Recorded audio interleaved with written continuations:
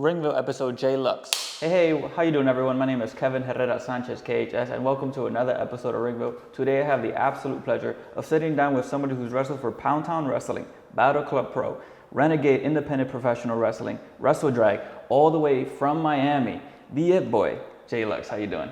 Doing great. Thank you for having me. Of course. Thank you for taking the time and sitting down with me today. Yeah, of course. That was a great intro. I loved it. I appreciate it. I try, you know. I try. You did good. The stars are here. Like, I have to. There you go.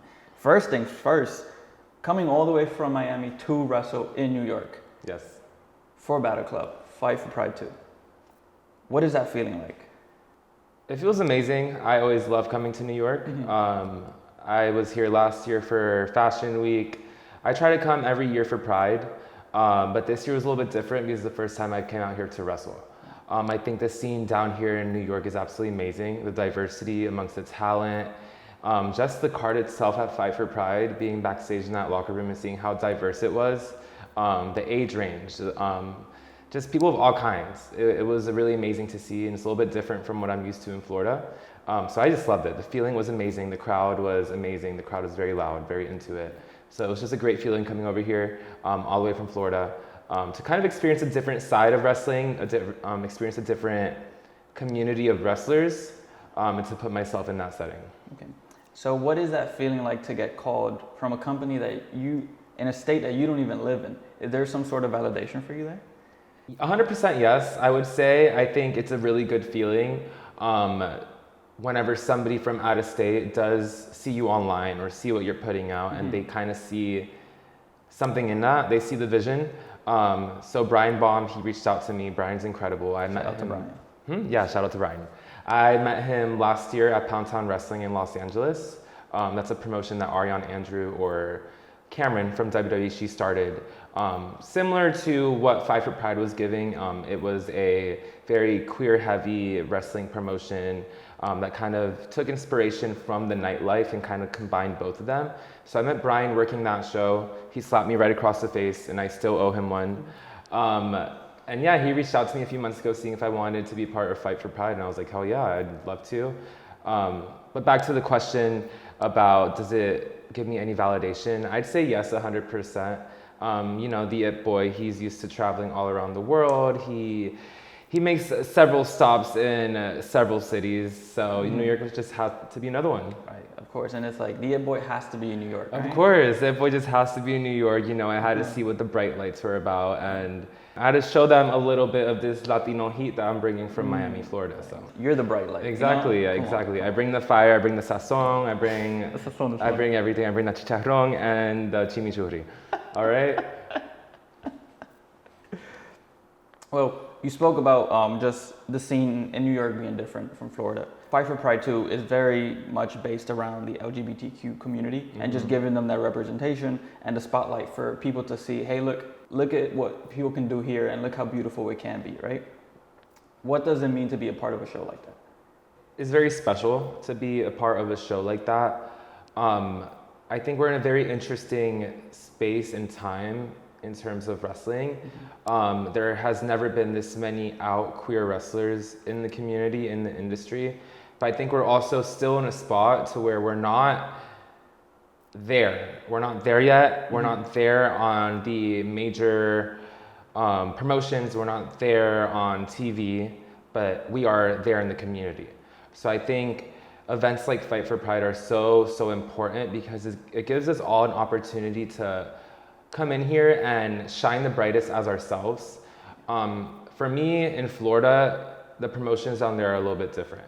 If they see one queer wrestler on the card, they're gonna be like, oh, we already have one of those, we don't need you. They could be the opposite. They could look nothing like me, they could be 300 pounds heavier than me, and they could have a completely opposite persona than me, but because there's already one of them, there's not space for me. So coming to New York, seeing how different it is over here, for me that was very special, and it was very different to what I'm used to down in Florida. But yeah, I just think events like these are so needed because it pushes us to break down those ceilings and break down those walls. And it pushes us to own every bit of ourselves, and ultimately that is what makes us a star, and that's what makes us special.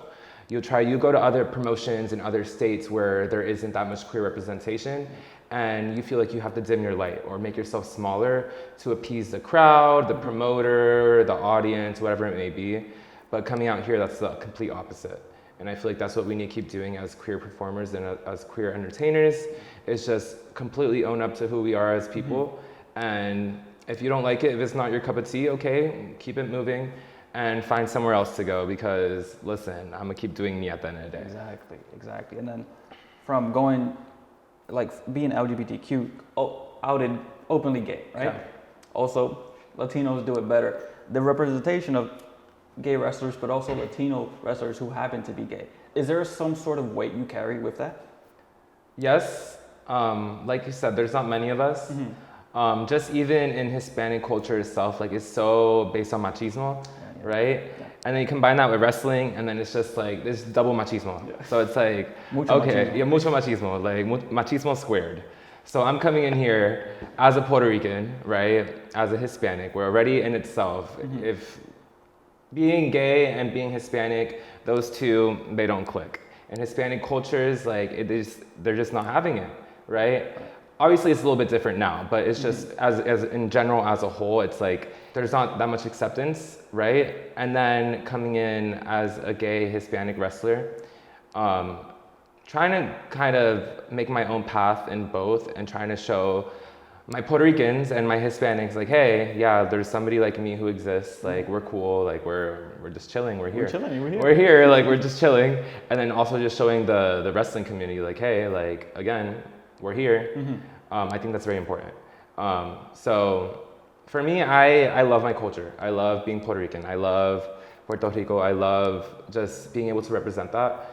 And that's one of my goals and dreams, is to continue to represent my country and continue to represent my people, perform in Puerto Rico, be a part of the Puerto Rican Day Parade, which I still have not been to, which I would love to.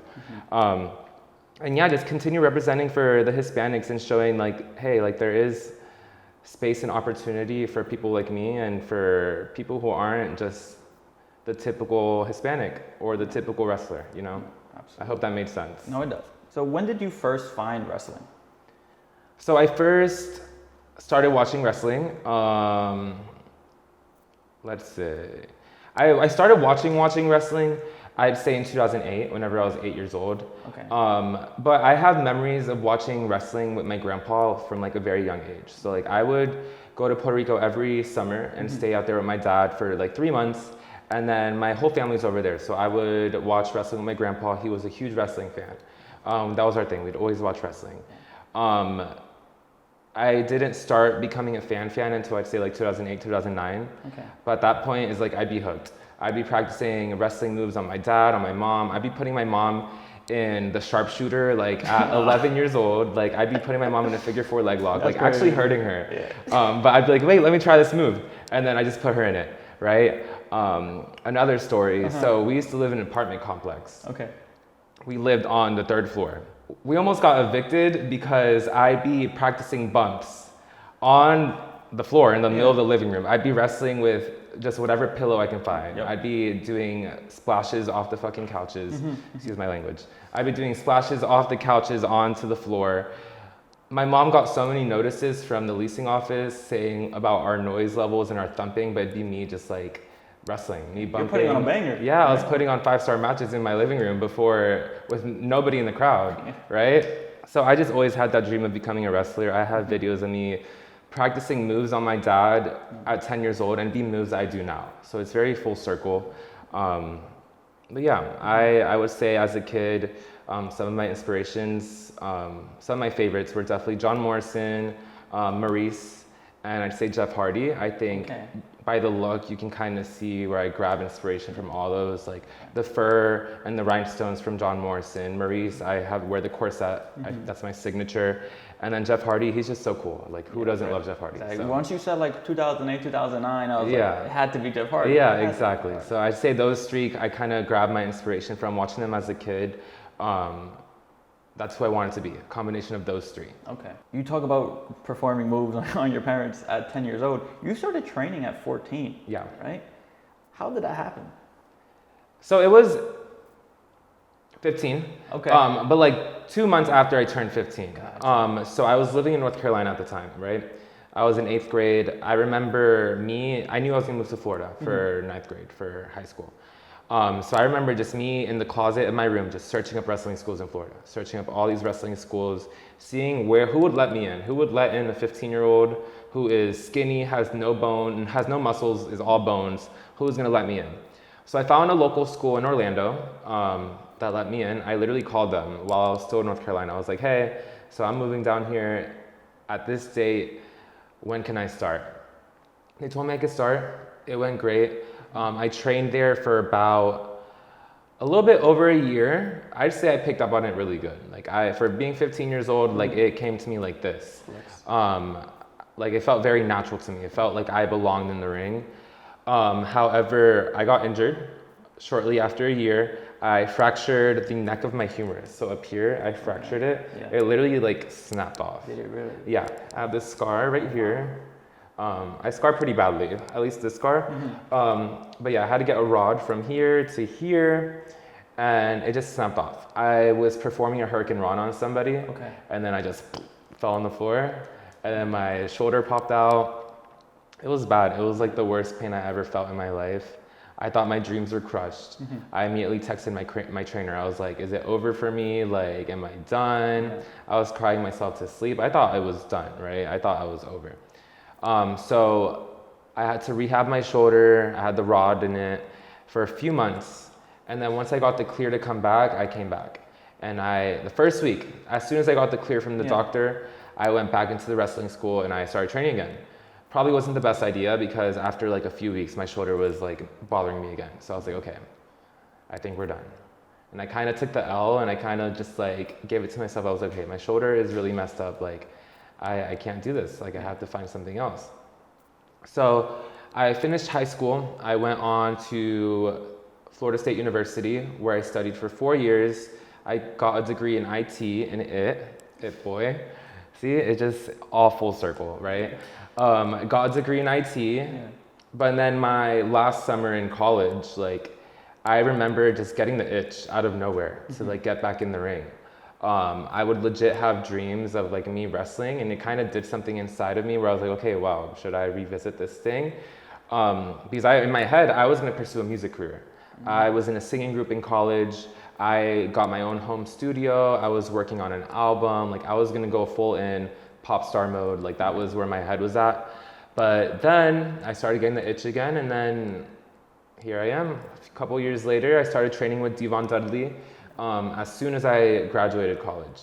I'd say probably a week after I moved back home, I started training with Dudley, and I've been with him ever since. It's amazing. He's a fantastic trainer. We also have Apache Dan Carr as our strength and conditioning coach. He was a creator of American Gladiators. So we really have two amazing just minds from a wrestling perspective and a fitness perspective. Right. And yeah, it's been going great ever since. I've been just working hard every week. We train Tuesday, Wednesdays, and Thursdays. Brutal training, by the way. We're in Florida. Like, it's in a garage, no air conditioning. Like, it's a hot box in there. Like, it'll get over 100 degrees inside this little garage. And Devon's like, okay, go again, go again, go again. And I'm over here like seeing stars, and I have to go again. And then I'm just like, oh shit. So what are some of the like philosophies of wrestling that they like to instill in that school? They have so many philosophies and so many sayings. Let's see. It's really just a mental game is what they've kind of instilled on us. Like, you have to be mentally strong. You know, people come into this business thinking that like it's for everybody. It really isn't for everybody. You have to have a different mental game. You have to be a warrior. That's what they teach us, is be a warrior, right? Be a warrior at the end of the day. That is very much just like the philosophy of our school is that everything that a warrior encompasses, like just being on the front lines, being able to take charge, and just having that confidence in yourself, but also that confidence in not giving up and not quitting. But yeah, they very much instill just like the mindset of being a warrior and everything that comes along with that, the strength, the resilience, the bravery, and just not giving up, because you know, this industry, you could get to where you want to be in a week, or for others it can take 10 years. Right. You know, you never know, but you have to keep pushing every day, and that's what I'm gonna keep doing. My ultimate dream is to get into the WWE. I know I'm gonna get there. I just know it. I've always known it. I know I'm gonna get there, so it's only a matter of time. Right. And it's only a matter of my own hard work that I'm willing to do, a matter of getting my name out there, and a matter of just showing everybody what the It Boy is about. For sure. And so you said there's a warrior mindset instilled into you. Was there certain struggles you went through when you were first joining that school, and then kind of getting that like realization, like, oh, this is a lot? Yes. So I played sports growing up, but I wouldn't call myself an athlete, okay? Growing up, I played soccer, baseball, I did track, I did judo, I did karate, I did taekwondo, and did I say baseball too? I did a couple of those. I did a couple of sports, but I wouldn't call myself an athlete. I was very much more of a performer. I love the performing arts. So going into this school, at first it was tough because I was fresh out of college. I worked out in college. I went to the gym, but I wasn't out here at this level that we're supposed to train at to be wrestlers. Like my cardio wasn't all the way there. So besides like the physicality itself, that was a whole hurdle that I had to get over. And I didn't get there until like maybe a year or two after being in Devon, so where my body was like, okay, I can finally not only keep up, but be at this level and like kind of be a bar, right? Okay. That's the physical part. The mental part was a whole different thing, right? Because again, going into this industry, watching it as a kid, I had this mentality of like, oh, I had to be this machismo character, I had to be something that I'm not in order for me to get by in this industry. So when I first started training, I would hide certain parts of myself and I'd kind of make myself smaller to kind of fit in this role of what I thought a wrestler was supposed to be. Okay. But it wasn't until that I fully like just let go and just like was myself that I started getting comfortable in the ring, that I was able to just like flow in the ring, that I was able to just work, that I was able to just talk whenever I'm talking on the mic. Before, when I had this mindset of like, oh, I had to be this or I had to be that, it was like I was always in my head while I was in the ring. I was always in my head when I was on the mic. But now it just flows out of me. So that was like kind of a learning block that I had to get over, is to just let go and really just be myself and kind of just like own myself, own my space, own my power, own my energy. And it wasn't until I got to that point that really just everything started happening. Like my ring work just started getting to a whole nother level. My character work was started getting to a whole nother level, and it started to click. Talk about being yourself. I think you have one of like the best looks out there, because super stylish, as you can see. Thank you. And like even your gear is super stylish. And it's very, how can I say this? Like, I don't see too many people wrestling with the, you know? Yeah. And clothing is a big part of wrestling, where it makes you feel confident. It makes you feel like you are who you are. What was that process like in figuring that out for you? Okay, love the question. I've always loved fashion. I've always loved expressing myself through clothing, through just everything, through fashion, through jewelry, through shoes. I don't want to say it kind of came easy to me. Okay. But it did flow out of me. It flowed out of my creativity. It flowed out of my just interests through the things I took inspiration from. Fashion houses like Mugler, from vintage couture, from drag, from pop stars, like from all these different areas I kind of grab inspiration from. Now in terms of wrestling, I kind of viewed it as a brand, as a branded look, right? So I wanted to create a look for myself that can be transferred into an action figure, into a video game, into a cartoon character, into an anime, just like have these signature pieces in the look that would correlate with Luxx The It Boy, right? So for me, I was like, okay, I love the corset. Again, going back to Maurice, I saw her wearing it and I was like, okay, I want that. Right? I love the corset look. No other guys are doing the corset look. That is mine. Nobody take it. If you take it, I'm calling you out. Okay? Thank you. So with the furs, I always had that correlation with John Morrison. I always felt that connection. So I kind of wanted to implement both into my look, both the fur and the corset, and kind of make that my signature. Okay. Again, I kind of see it as you should be able to tell who the wrestler is just by their silhouette, not by seeing who they are. If the wrestler has a brand, if they have a branded look, you should be able to notice it just by the silhouette. John Cena, the baseball cap, the jorts, right? Undertaker, the coat, the hat, right? Who else? Even Shawn Michaels. Whenever Shawn Michaels in his HBK days, when he'd come out with just the blinged out shoulder pads and everything, even when sometimes he'd wear the hat, you knew that was Shawn Michaels, right? Stuff like that. Melina with their fur boots. Everyone has their own little signature. I think for me, it was very important to establish my own signature items when it came to my look, but also in a way that expresses my love for fashion and expresses my love for just modeling and just for a look, you know? I just love a good look. Right. And then you bring up modeling. You yourself are a model. Mm-hmm. Was there any like skills or talent that transferred from being a model to wrestling? Yes. I think being comfortable is the biggest thing. Okay. With being a model, you really just have to be comfortable in your skin, right? You show up as a model to a set, you don't know what they're putting you in, you don't know what they're gonna ask of you, you don't know what poses they're gonna ask of you, right? You just gotta be comfortable in your skin. You gotta know that whatever they put me in, I'm gonna be able to rock it. Mm-hmm. Whatever look I have, I'm gonna be able to rock it. I've gotten put in some ugly looks, some ugly ass looks, right? And in my head, I'm like, oh my goodness, why did they put me in this, right? But you just have to own it. You have to own it, and the camera can't tell that. The people viewing it in a magazine, they can't tell that, right? Mm-hmm. So you just have to own it. I think that correlates a lot with wrestling. It's just owning yourself, being comfortable in your skin, regardless of what match you're in, what the stipulation is, what the crowd is, what part of town you're in, just owning it, right? I feel like that embodiment of owning yourself plays hand in hand with both modeling and with wrestling. Did any of the camera experience also transfer over, where it's like you give certain looks to the camera, mm-hmm. and then so it's like you also worked for the cameras in wrestling? Yes, 100%. So at first with modeling, I didn't really know how to work the camera. It kind of comes with experience and with just like getting comfortable with being in front of the camera, that then you start to learn your angles, you start to learn just like what you look good in, how to position your body, how to position your face, where to position your chin. All these things are things that kind of come naturally now as a wrestler, because wrestling is all about working the camera. I don't have to think about it as much anymore, right? If I see a camera in front of me, I'm gonna work the camera. Yeah. I fuck the camera, and I'm gonna work that camera, okay? Yeah.